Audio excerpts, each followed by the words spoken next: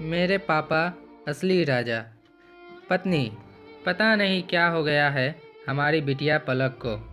कल रात को खाना भी नहीं खाया और रो भी रही थी। अभी सुबह जगाने गई तो फिर से रो रही थी। वजह पूछी तो बस इतना कहा कि प्लीज़ माँ, मुझे अकेला छोड़ दो। मुझे लगता है शायद उसे किसी ने प्यार में धोखा दिया है। डर लगता है कि वो खुद को नुकसान न पहुँचा ले। पति थोड़ी खामोशी के बाद कहता है कि ठीक है, मैं देखता हूँ। इतना कहकर वह अपनी बेटी के कमरे में जाते हैं। पापा, हेलो पलक, कैसी हो बिटिया?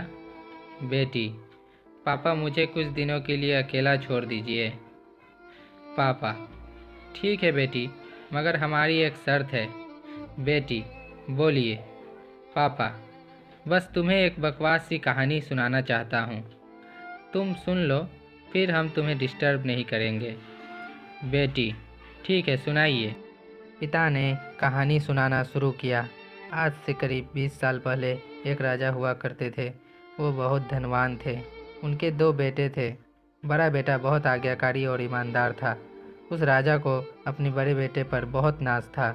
राजा ने अपने बड़े बेटे की शादी एक बेहद खूबसूरत लड़की से कर दी। फिर वो लड़की गर्भवती हुई। घर में खुशियाँ ही खुशियाँ आ गई, मगर राजा की जिद थी कि बेटा ही हो। फिर राजा ने अपनी बहू के गर्भ का चेकअप कराया तो पता चला कि गर्भ में लड़की है। राजा ने बेटे को हुक्म दिया कि बच्चे को गिरा दिया जाए। आखिर बेटा तो आज्ञाकारी था न, तो पिता की आज्ञा तो मानेगा ही न। मगर ना जाने उस पागल बेवकूफ़ को क्या सूझा। 2 दिन बाद अपना राजपाट, धन दौलत सब छोड़ के अपनी गर्भवती पत्नी को लेकर महल से चला गया। कहानी ख़त्म हो गई। इसके बाद पिता बेटी से बोलते हैं, सच कहूँ तो वो बड़ा पागल और बेवकूफ़ था। कहाँ लोग बेटियों को बोझ समझकर गर्भ में मार देते हैं, और वो एक बेवकूफ़ पागल आदमी बाप की बात मानता तो आज राजा होता। पता नहीं आज वो बेवकूफ़ बेटी की वजह से किस हालत में होगा। तभी पलक की माँ वहाँ आकर कहती है, वो बेवकूफ़ बेटी के लिए पागल शख्स और कोई नहीं, ये तेरे पिताजी ही हैं। तुझे अपनी सच्ची कहानी सुना रहे हैं। तू कहती थी ना मम्मी, मैंने नाना नानी को तो देख लिया। काश पापा अनाथ न होते तो दादा दादी का चेहरा भी देख लेती। तेरे पापा अनाथ नहीं हैं।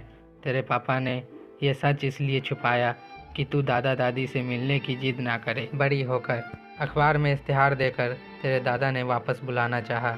मैंने भी कहा कि वापस चलते हैं, पर तेरे पापा ने तुझे गोद में उठाकर बस इतना ही कहा कि जिस घर में मेरी प्रिंसेस की हत्या का फरमान जारी किया गया हो, वहाँ एक बाप कैसे सांस ले सकता है।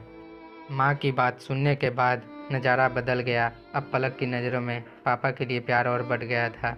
उनकी कुर्बानी के लिए इबादत करने का जी चाह रहा था उसका। आंसू थमने का नाम नहीं ले रहे थे, मगर अब ये आंसू सिर्फ अपने पापा के लिए था। पापा ने बस आखिरी शब्द इतना ही कहा कि मैं नहीं जानता कि दुनिया तेरे बारे में क्या सोचती है, मगर तू मेरे लिए बेहद अनमोल हो बेटी। भले ही मैं आज कहीं का राजा नहीं रहा हूँ, मगर तुम कल भी, आज भी और सदा ही मेरी प्रिंसेस रहोगी। बेटी ने दौड़कर अपने पापा को गले लगाया और रोते हुए कहा, आप असली राजा हो पापा, और मैं आपकी प्रिंसेस हूँ। अब एक नई शुरुआत हुई और फिर से प्रिंसेस अपनी रियासत में लौट आई।